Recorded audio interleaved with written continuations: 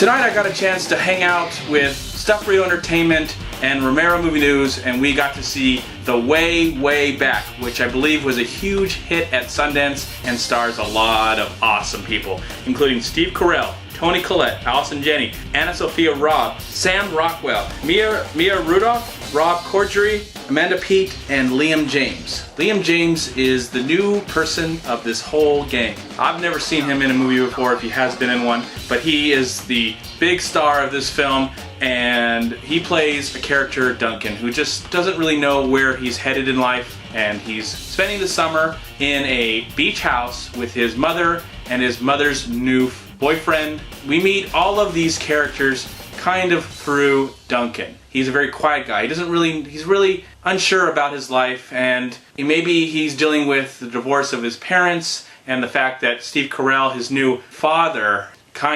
whatever, is kind of a jerk. He's not really a nice person. He's not a very good person. So I had some expectations to see this movie because I finally saw the trailer about a month ago and was very excited to see this film. I was glad I got to see it early. It does come out in July, so it was fun to finally get to see it a little bit earlier. It looked like it was going to be a really good movie. I heard some really good things about it. I believe it was liked by a lot of people, so I had a lot of hopes going to see this movie. The first act of the film kind of took a while for me to get used to it, figure out who these people were, how's this all going to make sense, are we going to even like these characters? Some of them are very funny. I think Allison Janney in the first 20 minutes of the movie was my favorite character.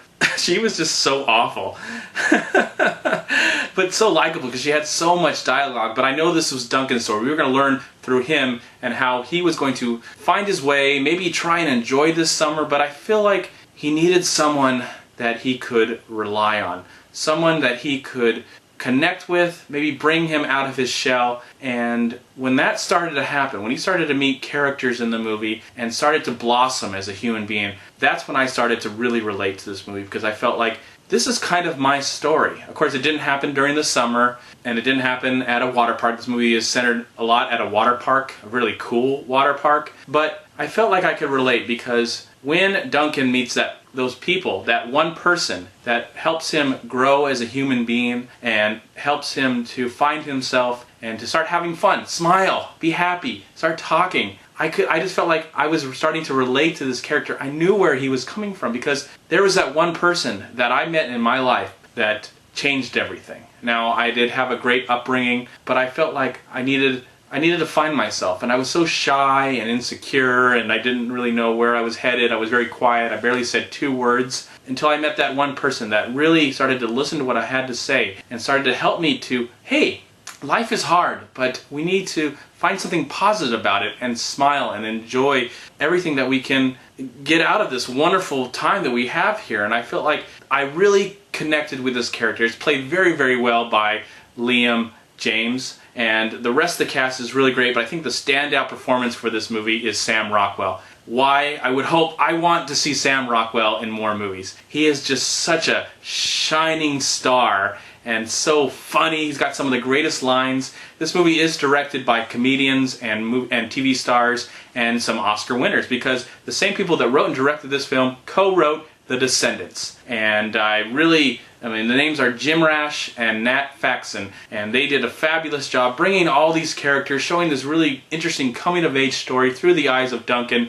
and we really get to meet all of these characters. If I had one complaint, it would be the fact that Steve Carell was a character that I felt like was a little contrived, a little convoluted, and did follow a path where I felt like, okay, this is what's going to happen, it's going to follow this plot story, and we have to have this confrontation. But other than that, this movie is wonderful. This movie is surprising and funny, and hopefully it'll be a huge hit. People will see it.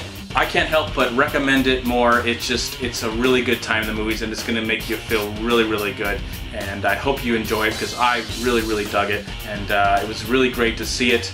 And I highly recommend you go see it in July when it does get released. It is a very wonderful film with a really great character-driven story. I mean, you get to see this character go from being, you get to see all aspects of this character. And I loved it, and I really appreciated it, even with the problems that I might have had that kind of took me out of the experience. But overall, this is a very awesome movie and something that you should see. I'm going to give The Way Back 3.5 stars. Please like, comment, and subscribe to my channel. I'm also on Twitter and I'm on Facebook. And please go to WeLiveFilm.com and subscribe right here on YouTube to We Live Film. And also go to WhoYouTube.com.